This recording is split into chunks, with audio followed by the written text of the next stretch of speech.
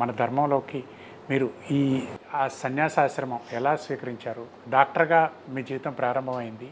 అసలు ఎలా ఈ సన్యాసాశ్రమంలోకి వచ్చారు? శక్తిపీఠం పీఠాధీశ్వరిగా మారడం వెనుక ఉన్న కారణం ఏంటి? తప్పకుండా. మొట్టమొదటగా అన్నటువంటి మాట, ఈ ధర్మంలోకి ఇప్పుడు వచ్చారు.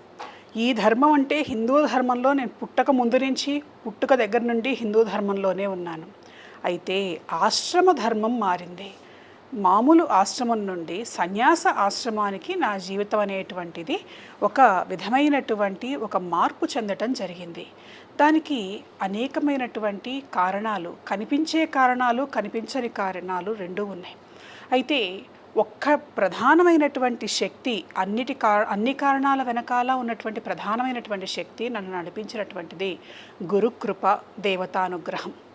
మా పరమపూజ్య గురుదేవులు కుర్తాళం పీఠాధిపతులైనటువంటి శ్రీ శ్రీ శ్రీ సిద్ధేశ్వరానంద భారతీ మహాస్వామి వారితోటి, వారు పూర్వాశ్రమంలోనూ నా పూర్వాశ్రమంలో నుండి చిన్నతనం నుండి ఉన్న పరిచయం, బంధుత్వం వలన చాలా చిన్నప్పటి నుండే వారి ప్రభావం ఉండటము, దాంతో పాటుగా మంత్ర సాధనలు చేయటము, అనేకమైనటువంటి సంఘటనలు, ముఖ్యంగా మీరు డాక్టర్ అనేటువంటి మాట అన్నారు. వైరాగ్యం ముందుగా వచ్చేదే డాక్టర్లకే.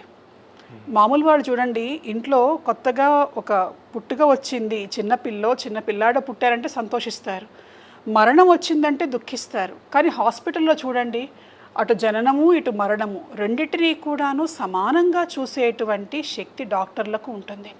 అంటే పుట్టుకకు మరణానికి కూడాను చెలించకుండా ఉండేటువంటి కొంత స్పందన ఉండొచ్చు, కానీ అది నిత్య జీవితంలో ఓహో ఇలా జరిగింది అనేటువంటి ఒక పరిణితి వైద్య వృత్తిలో వైద్యులందరికీ కూడా ఉంటుంది.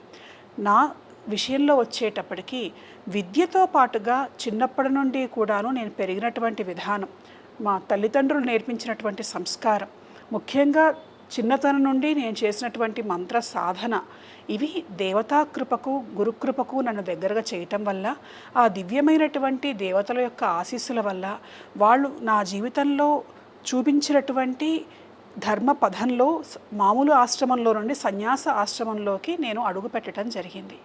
అనంతర కాలంలో ఆ దేవతలకు సంబంధించినటువంటి సాధనా మార్గములన్నిటినీ కూడాను ప్రజలకు దగ్గర చేయాలి, ముఖ్యంగా మహిళలకు ధర్మంలో ఉన్నటువంటి స్థానాన్ని మరింతగా జాగృతపరచాలి, సుస్థిరపరచాలి అనేటువంటి సంకల్పంతో అటు దేవీ శక్తిని, ఇటు నారీ శక్తిని రెండిటినీ కూడా సమన్వయం చేసేటువంటి దృష్టితో మా పూజ్య గురుదేవులు, జగద్గురువులైనటువంటి స్వామివారు శ్రీశక్తి పీఠ వ్యవస్థను స్థాపించటం, ఆ వ్యవస్థను నాకు అప్పజెప్పటం, ఆ పీఠానికి అధీశ్వరిగా చేయటం అనేటువంటిది జరిగినటువంటి విషయం.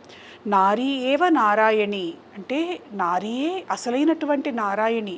దేవాలయంలో గర్భగుళ్ళలో మాత్రమే కాదు, ప్రతి స్త్రీలోనూ కూడా దేవత ఉన్నది అనేటువంటి సూత్రంతో శ్రీశక్తి పీఠం ఇవాళ మహిళా ధర్మ సామ్రాజ్య విస్తరణలో ముందుకు సాగుతూ ఉన్నది. శ్రీశక్తి పీఠాధీశ్వరిగా మీ లక్ష్యాలేంటి? ఏం సాధించాలనుకుంటున్నారు? రెండు ప్రధానమైనటువంటి లక్ష్యములు. ఏ వ్యక్తికైనా మానవునిగా జన్మించినప్పుడు మానవ సేవ, మాధవ సేవ, ఈ రెండూ చేస్తూ ధర్మబద్ధమైనటువంటి జీవితాన్ని తాను గడుపుతూ తన చుట్టుపక్కల ఉండే వాళ్ళందరూ కూడా ఆ ధర్మ మార్గంలో వెళ్ళటానికి తాను ఆదర్శప్రాయుడై ఉండటం అనేటువంటిది మానవ జీవితం యొక్క లక్ష్యం. అదే మార్గంలో మా గురుదేవులు వారు చెప్పినటువంటి విధానంలో ఇటు స్త్రీ శక్తిని, నేను చాలా చోట్ల చెప్తూ ఉంటా, శ్రీశక్తి పీఠం అంటే స్త్రీ శక్తి పీఠము అని చెప్పి. శాక్తేయంలో శక్తిని ప్రధానమైనటువంటి దేవతగా మనం భావిస్తాం.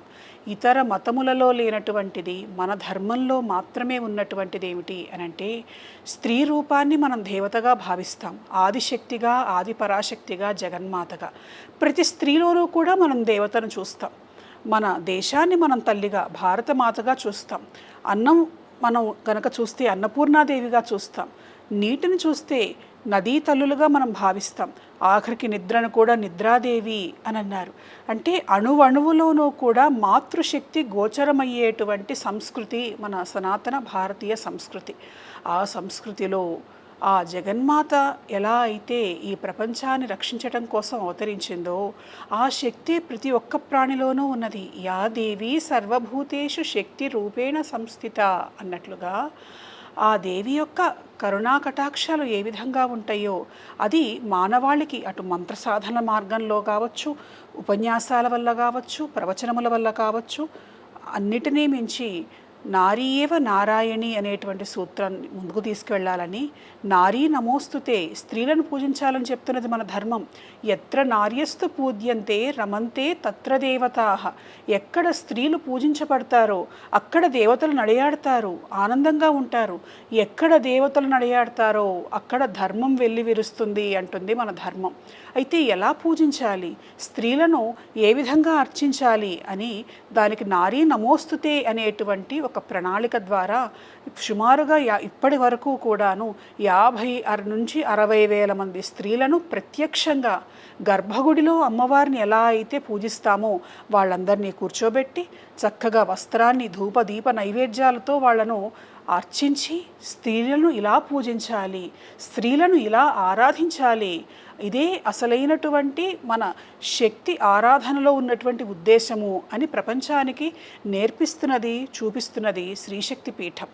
అలా శక్తి తత్వాన్ని, శాక్తేయాన్ని ప్రజలకు దగ్గర చేయటంతో పాటుగా ప్రతి స్త్రీలోనూ ఉన్నటువంటి దేవతాత్మకమైన చైతన్యాన్ని మరింతగా జాగృతపరుస్తున్నది మన శ్రీశక్తి పీఠం.